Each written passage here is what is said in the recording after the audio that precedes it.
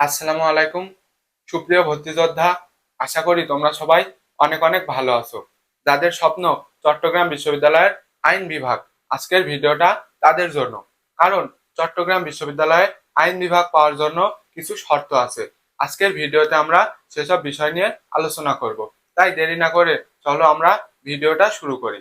প্রথমে আমরা জানবো চট্টগ্রাম বিশ্ববিদ্যালয়ে আইন বিভাগ পেতে হলে কোন ইউনিটে পরীক্ষা দিতে হবে। চট্টগ্রাম বিশ্ববিদ্যালয়ে আইন সাবজেক্ট পেতে হলে তোমাকে চট্টগ্রাম বিশ্ববিদ্যালয়ের ডি ইউনিট অর্থাৎ ঘ ইউনিটে পরীক্ষা দিতে হবে। তাহলে ডি ইউনিট অথবা ঘ ইউনিটে পরীক্ষা দিতে হবে। এবার দেখো পূর্ব শর্ত। পূর্ব শর্ত হলো এইচএসসি আর এসএসসি শর্ত। পূর্ব শর্ত কি?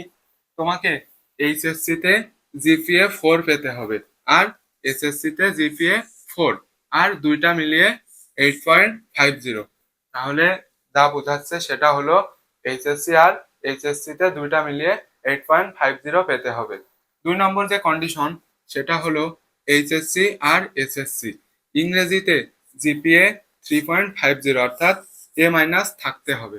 তাহলে চট্টগ্রাম বিশ্ববিদ্যালয়ের আইন বিভাগ পেতে হলে তোমাকে এইচএসসি আর এসএসসির ইংরেজিতে এ মাইনাস থাকতে হবে। এটাই হচ্ছে পূর্ব শর্ত। এবার আমরা দেখব অ্যাডমিশন টেস্টের যে শর্ত।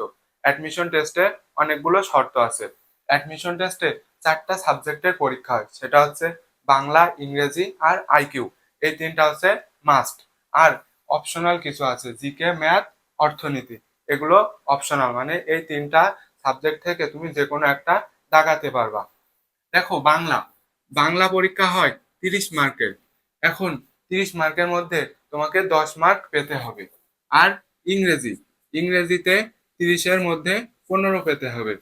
আইকিউ, আইকিউ থেকে 20-এর মধ্যে 7 পেতে হবে। এরপরে আছে জিকে, ম্যাথ, অর্থনীতি, অর্থাৎ এটা অপশনাল। এখানে পেতে হবে 20-এর মধ্যে 8। এটা হচ্ছে অ্যাডমিশন টেস্টের শর্ত। এগুলো শর্ত পূরণ করতে পারলে তুমি চট্টগ্রাম বিশ্ববিদ্যালয়ের আইন বিভাগে পড়তে পারবা। এবার একটা কমন প্রশ্ন আছে যে কত মেরিট থাকলে আমি চট্টগ্রাম বিশ্ববিদ্যালয়ের আইন সাবজেক্ট পাবো। সেটা হচ্ছে চট্টগ্রাম বিশ্ববিদ্যালয়ের আইন বিভাগে 115টা সিট আছে। সিট আছে 115টা। এখন সবচেয়ে সেফ জোন যেটা হবে, তোমার মেরিট যদি 1 থেকে 150-এর মধ্যে থাকে, এটা হচ্ছে সেফ জোন। চট্টগ্রাম বিশ্ববিদ্যালয়ের আইন বিভাগ তোমার হোক। তোমার জন্য অনেক অনেক শুভকামনা রইল। নিয়মিত ভর্তি তথ্য পেতে নাইমুস বাংলা ইউটিউব চ্যানেলটি সাবস্ক্রাইব করে রাখো।